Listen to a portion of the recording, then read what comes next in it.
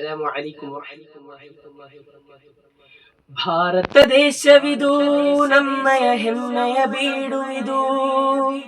ಭಾರತ ಮಾತೆಯನು ಪ್ರೀತಿಸೋ ಭವ್ಯದ ನಾಡು ಇದು. ಈ ನನ್ನ ದೇಶವು ಪ್ರೀತಿಯ ಪ್ರತಿರೂಪವು. ಶರಣಾಗಿ ಬಂದರೆ ತೋರಿದೆ ಮಮಕಾರವು. ತನ್ನ ಶಿರದಲ್ಲಿ ಸಂಸ್ಕೃತಿಯಲ್ಲಿ ಹೊತ್ತುಕೊಂಡು ಮೆರೆದು ನಿಂತ ಪುಣ್ಯ ಭೂಮಿ ಇದು. ಭಾರತ ದೇಶವಿದು ನಮ್ಮಯ ಹೆಮ್ಮೆಯ ಬೀಡುವಿದು. ಭಾರತ ಮಾತೆಯನು ಪ್ರೀತಿಸೋ ಭವ್ಯದ ನಾಡುವಿದು.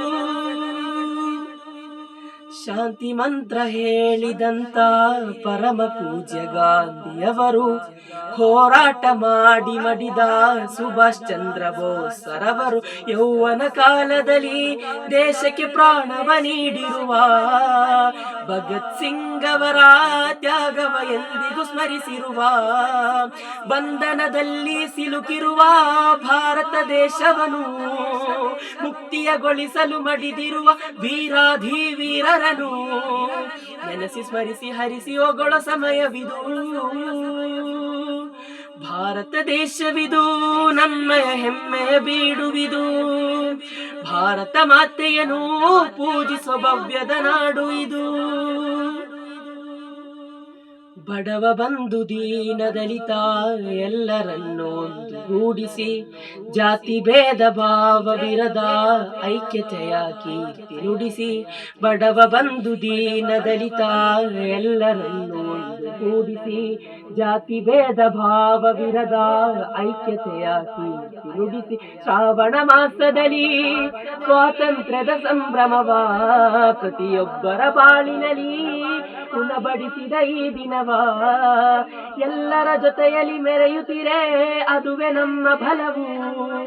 ಭಾರತ ದೇಶದ ಬಾವುಟಕ್ಕೆ ಎಂದೆಂದು ಇರಲಿ ಗೆಲುವು.